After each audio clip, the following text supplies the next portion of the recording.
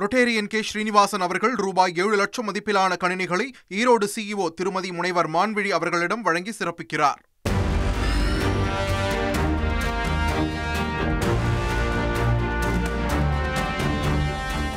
Delhi Sengottai car குண்டுபிடிப்பின் தொடர்ச்சியாக பல்வேறு இடங்களில் புலனாய்வு அமைப்புகள் நடத்திய அதிரடி ரெய்டில் மிக பெரும் சதித்திட்டம் அம்பலமாகியுள்ளது.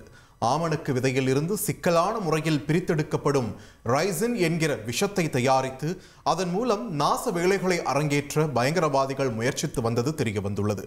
இது பற்றி விவரிக்க இணைகிறார் எமது சிறப்பு செய்தியாளர் Ranjit. Ranjit, over to you. வணக்கம் நேயர்களே. டெல்லி செங்கோட்டை பக்கத்தில் கடந்த திங்கட்கிழமை மாலை சுமார் 7 மணி அளவில் நடந்த கார் வெடிப்பு சம்பவம் நாடு முழுவதும் பெரும் அதிர்ச்சியை உண்டாக்கியது. இந்த குண்டுவெடிப்பில் மொத்தம் 13 பேர் கொல்லப்பட்டாங்க. மருத்துவர்கள் உட்பட கைதான 8 பேரில் 7 பேர் காஷ்மீரை சேர்ந்தவர்கள், 3 பேர் மருத்துவர்கள் என்பதுதான் இதில் இருக்கக்கூடிய ஹைலைட். பொதுவாக பயங்கரவாத செயல்களை அரங்கேற்றக்கூடியவர்கள் பெரிய பெரிய படிப்பெல்லாம் ஒன்றும் படிச்சிருக்க மாட்டாங்க. ரொம்ப ஈஸியாக அவங்கள மூளைச்சலவை செஞ்சு நாச வேலைகளை அரங்கேற்ற பயன்படுத்தி கொள்வார்கள். ஆனால் எம்பிபிஎஸ் மாதிரியான ஒரு மருத்துவ படிப்பை படிச்சுட்டு டாக்டராக இருக்கக்கூடியவங்க இப்படி ஒரு பயங்கரவாதத்தை அரங்கேற்றி இருப்பது தான் தற்போது தெரிய வந்திருக்கின்றது. அதாவது இது நாட்டு மக்களுடைய தலையில் ஒரு பெரிய இடியையே இறக்கிவிட்டதுன்னு சொல்லலாம். ஒயிட் காலர் ஜாப்னு பொதுவாக பெருமையாக சொல்லுவாங்களே, அதுபோல் இது என்ன ஒயிட் காலர் டெரரிசமா அப்படின்னு எல்லாரும் பேச ஆரம்பிச்சிட்டாங்க. இப்போ நீங்கள் திரையில் பார்க்கக்கூடிய இவர்கள் எல்லாமே மருத்துவர்கள். இந்த மருத்துவர்கள் எல்லோருமே ஃபரிதாபாத்தில் இருக்கக்கூடிய அல்ஃபலா அப்படிங்கிற ஒரு பல்கலைக்கழகத்தில் வேலை செஞ்சவங்க. அதாவது முதலாவதாக நம்ம பார்க்கும்போது மிக முக்கியமானவர் இந்த சம்பவத்தில் அந்த வெடித்த காரினை ஓட்டி சென்றவர் டாக்டர் உமர் நபி. இவர் தான் அந்த காரை ஓட்டி சென்று செங்கோட்டை அருகே அந்த ஒரு குறிப்பிட்ட சிக்னல் அருகே அந்த காரினை வெடிக்க வைத்தவர் அவர்தான் அப்படிங்கிறத டிஎன்ஏ பரிசோதனை மூலமாக டெல்லி போலீசார் உறுதி செஞ்சிருக்கிறாங்க.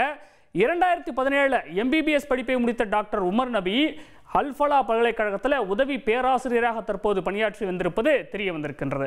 அடுத்ததாக முசமில் அப்படிங்கிறவர் ஜம்மு காஷ்மீரோட புல்வாமா மாவட்டத்தைச் சேர்ந்தவன். இந்த முசமில் ஃபரிதாபாத் அல்ஃபலா பல்கலைக்கழகத்தில் இவனும் மருத்துவராக வேலை செஞ்சுட்டு வந்திருக்கான். மருத்துவ மாணவர்களுக்கு பாடமும் சொல்லிக் கொண்டு வரக்கூடிய பேராசிரியராகவும் இருந்திருக்கிறார். இவருடைய தங்கியிருந்த அந்த அறையிலிருந்து 358 கிலோ அம்மோனியம் நைட்ரேட் பொருள் பறிமுதல் செய்யப்பட்டிருக்கின்றது. அது மட்டுமில்லாமல் வெடிகுண்டுக்கு தேவையான பேட்டரி, ரிமோட் கண்ட்ரோல் உள்ளிட்ட சாதனங்கள் எல்லாமே இவன் தங்கியிருந்த அறையிலிருந்து கைப்பற்றப்பட்டிருப்பதாக போலீசார் தரப்பில் சொல்லப்படுகின்றது.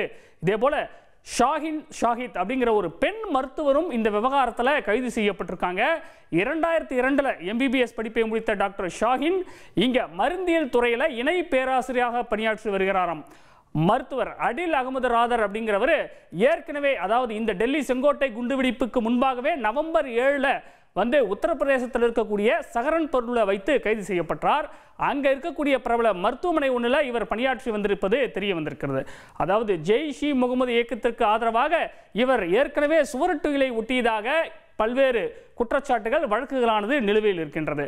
கடைசியாக நம்ம பார்க்கும்போது அகமது முஹியுதீன் அப்படிங்கிறவன் இந்த வயது பார்த்தீங்கன்னா வெறும் 36 தாங்க. ஹைதராபாத்தை சேர்ந்த மருத்துவர். தெலுங்கானா மாநிலம் அதாவது குஜராத் பயங்கரவாத எதிர்ப்பு படை இவருடைய இல்லத்தில் நடத்திய சோதனையில் டாக்டர் அகமது முஹியுதீன் சையத்தோட ஃப்ளாட்டில் இருந்து அடையாளம் தெரியாத ரசாயனங்கள் மூலப்பொருட்கள் கைப்பற்றப்பட்டிருக்கு.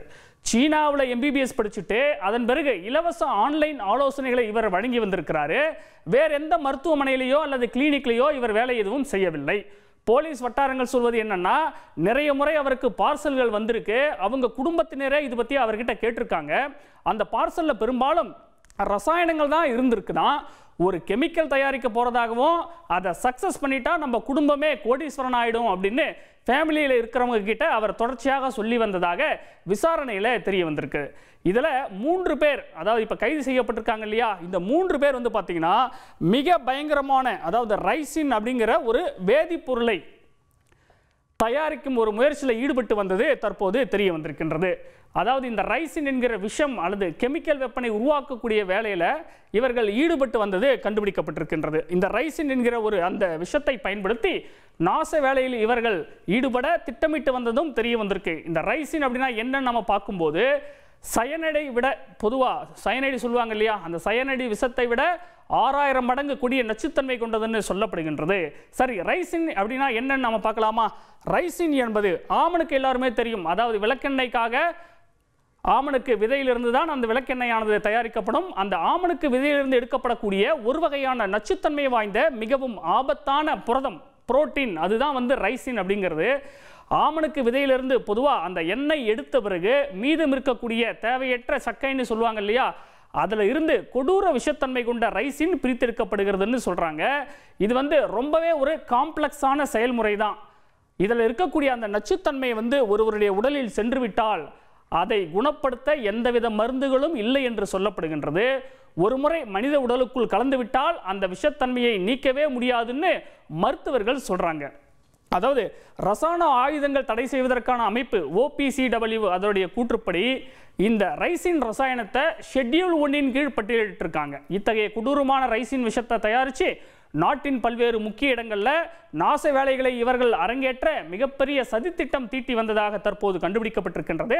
ஆனால் நல்ல வேளையாக இதில் ஒரு மகிழ்ச்சியான விஷயம் என்னன்னு பார்த்தீங்கன்னா, அந்த ரைசின் தயாரிக்கக்கூடிய செயல்முறையில் இவர்களால் முழுவதுமாக வெற்றி பெற முடியவில்லை. அதற்குள்ளாகவே இவர்கள் கைது செய்யப்பட்டுட்டாங்கன்னு சொல்லப்படுது. 2014 அதாவது அமெரிக்காவில் ஒரு சம்பவம் ஒன்று நடந்ததுங்க. அப்போதைய அமெரிக்க அதிபராக இருந்த பராக் ஒபாமாவை கொள்ள சதி திட்டம் தீட்டி ஜேம்ஸ் எவரெட் அப்படிங்கிற ஒரு நபர் ரைசின் விஷம் தடவப்பட்ட கடிதங்களை வெள்ளை மாளிகைக்கு அனுப்பினார். ஆனால் சீக்ரெட் ஏஜென்ட்ஸ் அதை எப்படியோ ஸ்மெல் பண்ணி கண்டுபிடிச்சிட்டாங்க. ஒரு மிகப்பெரிய அசம்பாவிதமானது அப்போது தவிர்க்கப்பட்டது. இந்த குற்றத்துக்காக அந்த நபருக்கு 25 ஆண்டுகள் சிறை தண்டனை விதிக்கப்பட்டதும் குறிப்பிடத்தக்கது. இப்படி இருக்கக்கூடிய சூழல்ல இந்த ரைசின் விஷத்தை ஒரு பயோ வெப்பனாக, கெமிக்கல் வெப்பனாக பயன்படுத்தி நாடு முழுவதும் மிகப்பெரிய ஒரு நாச வேலைகளை அரங்கேற்ற இந்த குழு திட்டம் தீட்டி வந்ததும் கண்டுபிடிக்கப்பட்டிருப்பது குறிப்பிடத்தக்கது.